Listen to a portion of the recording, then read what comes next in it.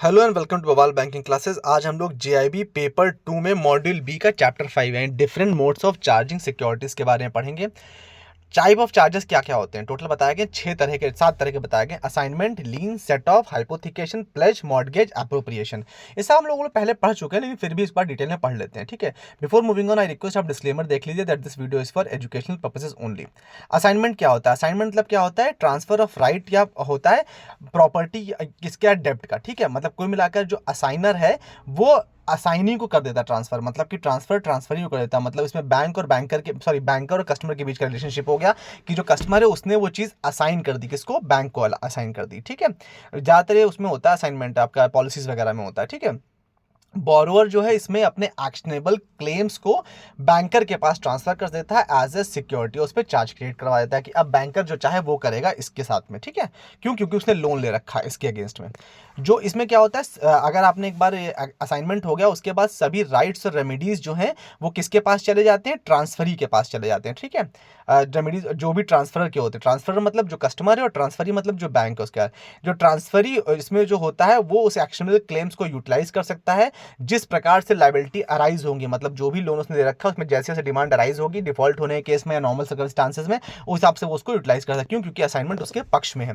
लीन क्या होता है? लीन एक तरह से राइट होता है बैंकर का कि वो उन गुड्स का या सिक्योरिटीज को अपने पोजेशन में रख सकता है। ओनरशिप नहीं चेंज होगी, ओनरशिप उसी की रहेगी जो मेन आपका बोरोवर है, लेकिन जो पोजेशन है वो किसका हो जाएगा? वो बैंक का हो जाएगा। और अगर मान लीजिए कल को पेमेंट नहीं होता है तो बैंक इसको इंप्लाइड लीन का मतलब, इंप्लाइड प्लेज का मतलब क्या मानेगा कि इसको कल को बेच भी सकता है। जो उसके पोजीशन में चीजें उनको बेच करके अपने पैसे की रिकवरी कर लेगा। सेट ऑफ आप सबको पता है, सेट ऑफ का मतलब क्या होता है कि भाई आपने मान लीजिए मिस्टर ए, आपने कोई लोन ले रखा था, आपने मान लीजिए अपने बिजनेस के लोन ले रखा था और कल को आप वो बिजनेस लोन पुराने का, लेकिन आपने वहीं से गोल्ड लोन भी ले रखा था, उसमें आपकी सिक्योरिटी जमा थी, तो भाई आप ही के अगेंस्ट दोनों लोन है, इसलिए वो गोल्ड लोन वाले से गोल्ड बेच करके आपका जो बिजनेस लोन था उसकी भरपाई कर सकते हैं। ये भी बैंक के पास राइट है, इसको बोलते हैं सेट ऑफ, इसको राइट ऑफ सेट ऑफ बोलते हैं। सेट ऑफ केस में ये बात एक खास कही गई है कि यदि मान लीजिए किसी का लोन ड्यू नहीं हुआ है तो आप उसकी रिकवरी पहले नहीं कर सकते। मान लीजिए फॉर एग्जांपल आपके पास गोल्ड लोन भी है उस व्यक्ति का और आपके पास उसका पर्सनल लोन भी है। अब पर्सनल लोन अभी ड्यू नहीं हुआ है तो ये नहीं कि आप पहले गोल्ड बेच करके उसकी भरपाई कर लो, ये बात कही गई, ठीक है। ये इसका मतलब है सेट ऑफ तभी अप्लीकेबल हो जब लोन ड्यू हो जाएगा उसके बाद भी, ठीक है। अदरवाइज आप उसको नहीं कर सकते। और दूसरी बात ये भी कही गई कि ट्रेड बैलेंस जो है उसको सेट ऑफ किया जाएगा। पार्टनरशिप के केस में पार्टनर का भी अकाउंट सेट ऑफ किया जाता है अगेंस्ट द फर्म, ये भी इसमें बात की क्योंकि उनकी पूरी फर्म पे लायबिलिटी जॉइंट लायबिलिटी होती है, ठीक है। सोल प्रोप्राइटरशिप के केस में क्या होता है कि आप प्रोप्राइटर का अकाउंट वैसे भी आप सेट ऑफ कर सकते हो। राइट ऑफ सेट ऑफ जो है वो दो फर्म्स के बीच भी एक्सेसाइबल होता है। इसका मतलब ये है कि भले ही दो अलग अलग फर्म्स है, फर्म्स एबीसी, फर्म्स एक्सवाईजी, ठीक है, दो फर्म्स मान ली, लेकिन दोनों में जो पार्टनर है वो सेम है। दोनों के पार्टनर, उसमें भी चार पार्टनर जो वही सेम चार पार्टनर एक्सवाईजी में भी हैं, तो इस केस में भी वो एक्सरसाइज कर सकते हैं। ये नहीं है कि दोनों के फर्म्स के नाम अलग है इसलिए आप सेट ऑफ नहीं कर सकते, नहीं आप सेट ऑफ कर सकते हैं क्योंकि दोनों के पार्टनर्स सेम है इसलिए। ऑटोमेटिक राइट सेट ऑफ के लिए क्या बताया गया कि यदि किसी व्यक्ति की डेथ हो जाती है तो ऑटोमेटिकली वो सेट ऑफ हो जाएगा उसके अकाउंट। अगर इंसॉल्वेंट होता नहीं, आपने देखा होगा किसी की डेथ हो गई तो उसके डिसीज क्लेम में से आप वो पैसा उसके लोन अकाउंट में डाल सकते हो, इसका मतलब यही है ना, सेट ऑफ ही हुआ एक तरीके से। कोई अगर व्यक्ति इंसेनिटी या फिर इंसॉल्वेंट घोषित हो जाता है तो भी, अगर किसी पार्टनर का इंसॉल्वेंटी हो तो कंपनी इंसॉल्वेंसी हो तो कंपनी तुरंत वाइंड अप हो जाती है। अगर कोई गार्निशिंग ऑर्डर रिसीव होता है बैंक को तो भी बैंक सेट ऑफ कर सकता है। और अगर कोई कस्टमर का क्रेडिट बैलेंस है अकाउंट में, उसमें कोई असाइनमेंट प्राप्त होता है, असाइनमेंट मतलब इनकम टैक्स वगैरह किसी से भी, तो भी वो कर सकता है, बैंक उसको सेट ऑफ कर सकता है। हाइपोथिकेशन क्या, जैसे लीन होता है वैसे हाइपोथिकेशन, फर्क सिर्फ कितना है कि हाइपोथिकेशन में बैंक के पास जो गुड्स हैं, जो मूवेबल प्रॉपर्टी है, उसका पोजेशन नहीं आता है।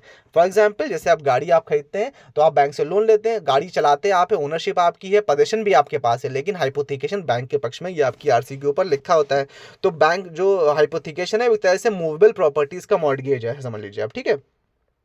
प्लेज का मतलब होता है bailment of goods for the purpose of provide security, मतलब गुड्स को बेलमेंट किया जाता है, बेल किया जाता है किस पर्पस के लिए? सिक्योरिटी प्रोवाइड करने के पर्पस से। ये इंडियन कॉन्ट्रैक्ट एक्ट के सेक्शन 172 में दिया गया है। इसमें पॉनर और पॉनी का रिलेशनशिप होता है बैंकर और बैंक और कस्टमर के बीच में।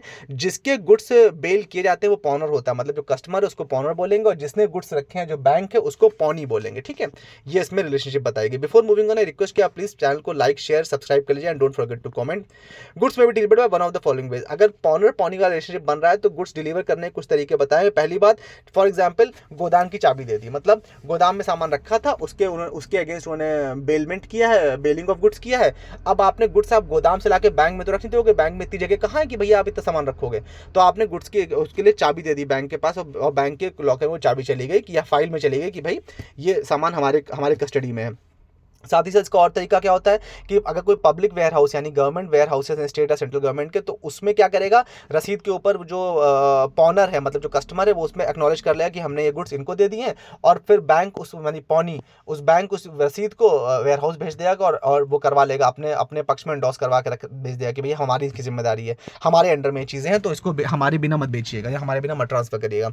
ठीक है, इसके अलावा और क्या तरीके होते हैं, टाइटल ऑफ गुड्स जैसे रेलवे की रसीद हो गई, बिल ऑफ लीडिंग हो गया, वेयर्स और रिसीट हो गए, इनको भी ट्रांसफर कर दिया जाता है। ये भी एक तरीका होता है बेलमेंट ऑफ गुड्स का। ठीक है, मतलब जरूरी नहीं है फिजिकली गुड्स को इधर से उधर किया जाए, सिर्फ रसीदों के बेस पे हो सकता है। मॉर्गेज कितने तरह का होता है, 6 तरह का होता है, आपको पता है। मॉर्गेज किसका होता है, इमूवेबल प्रॉपर्टी यानी घर मकान दुकान इन सब का होता है।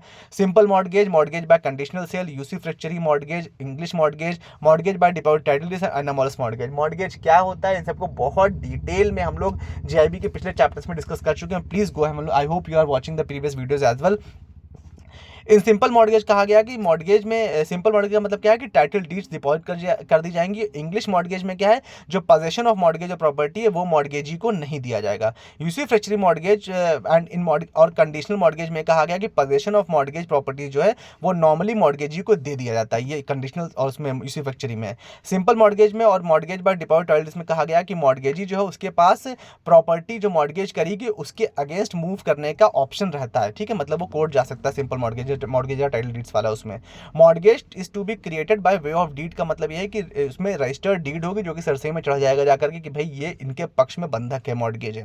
Mortgage by deposit title deeds का मतलब क्या है कि इसमें किसी प्रकार की डीड की आवश्यकता नहीं है और इसमें रजिस्ट्रेशन की भी आवश्यकता नहीं है, ये बताया गया है। ठीक है, द रूल ऑफ प्रायोरिटी का मतलब कहा गया है कि अगर मान लीजिए सक्सेसिव मॉर्गेज है, एक ही प्रॉपर्टी उसके ऊपर एक के बाद दो के बाद 3 मॉर्गेज हो गए, तो सक्सेसिव मॉर्गेज मतलब जिसका पहला मॉर्गेज है उसका राइट रहेगा। वो बात अलग है कि मान लीजिए उसका 50 लाख का लोन था और प्रॉपर्टी 2 करोड़ की थी, तो उसका मॉर्गेज, फिर दूसरा उसका मान लीजिए 30 लाख का लोन था, तो पहले 50 लाख वाले को अदा होंगे, फिर 30 लाख, फिर अगर पैसे बचेंगे तो चौथे को जाएंगे, अदरवाइज नहीं जाएंगे। लिमिटेशन पीरियड का मतलब क्या है कि आप सूट फाइल कर सकते हो मॉर्गेज के केस में कब, जो मॉर्गेज की डेट जब से डेप्ट ड्यू होगा उसके 30 साल के अंदर अंदर, ये कहा गया है। ठीक है, अगर फोरक्लोजर हो रहा है तो, और अगर वो हो रहा है क्या नाम है डिफॉल्ट के केस में हो रहा है, तो सेल ऑफ मॉर्गेज प्रॉपर्टी जो है 12 साल के अंदर आप कर सकते हो अगर डेप्ट ड्यू है तो। ठीक है, फोरक्लोजर के केस में 30 साल के अंदर अंदर और डेप्ट ड्यू के केस में 12 साल के अंदर अंदर, ये इसका लिमिटेशन पीरियड दिया गया। राइट ऑफ एप्रोप्रिएशन क्या है, जब डेटर है जो उसके ऊपर कई प्रकार के वो होते हैं, उधार होते हैं क्रेडिटर की तरफ से, तो एप्रोप्रिएशन किया जा सकता है। एप्रोप्रिएशन का मतलब क्या है, फॉर एग्जाम्पल आपका फिक्स डिपॉजिट रिसीट थी, अगर मान लीजिए मैच्योर होने के बाद वो जा रही है तो उसको सेट ऑफ कह देंगे, और अगर वो पहले उसको तोड़ करके आपके लोन में भरपाई कर दी गई है तो उसको राइट ऑफ एप्रोप्रिएशन कहेंगे। बस यही फर्क है, मैच्योरिटी के बाद है तो वो सेट ऑफ में चला गया, और अगर पहले तोड़ के आपके लोन अकाउंट में डाल दी गई तो उसको क्या बोलेंगे, राइट ऑफ एप्रोप्रिएशन बोलेंगे।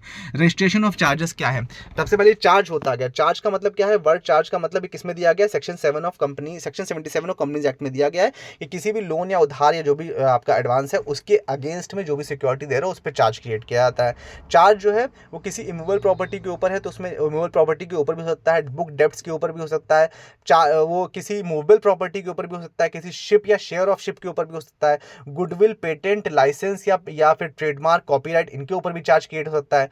टाइप ऑफ चार्जेस 2 तरह के बताए गए हैं, फिक्स और फ्लोटिंग चार्ज। फिक्स चार्ज का मतलब होता है कि ये स्पेसिफिक चार्ज होता है, मतलब किसी स्पेसिफिक प्रॉपर्टी के ऊपर चार्ज जब क्रिएट होगा तो जब कि अगर इन केस ऑफ डिफॉल्ट वो पर्टिकुलर स्पेसिफिक प्रॉपर्टी बेच दी जाएगी या जब्त कर ली जाएगी तो उसको बोलेंगे फिक्स चार्ज। फ्लोटिंग चार्ज का मतलब क्या होता है कि कंपनी ने फ्लोटिंग चार्ज अपने ऊपर करवा लिया और इन केस ऑफ डिफॉल्ट या इमरजेंसी फिर फिक्स किया जाए, फिर उसको फिक्स चार्ज में कन्वर्ट कर दिया जाएगा और तब डिसाइड किया जाएगा कौन सी प्रॉपर्टी इनकी जब्त करनी है बेचनी है। ठीक है, तो फ्लोटिंग चार्ज मतलब आपने भले उस पर अपनी कंपनी ने कहा कि मेरे 10 प्रॉपर्टी है और आपका हमने चार्ज फ्लोटिंग चार्ज है, मतलब 10 में से कोई भी आपकी, ऐसे समझ लो आप। ठीक है, ये मतलब है। हालांकि ये बहुत रिस्की होता है इसलिए फ्लोटिंग जल्दी होता है, ज़्यादा फिक्स ही किया जाता है। With this we have come to end of this chapter. I hope you like the session. Do like, share, subscribe and don't forget to comment.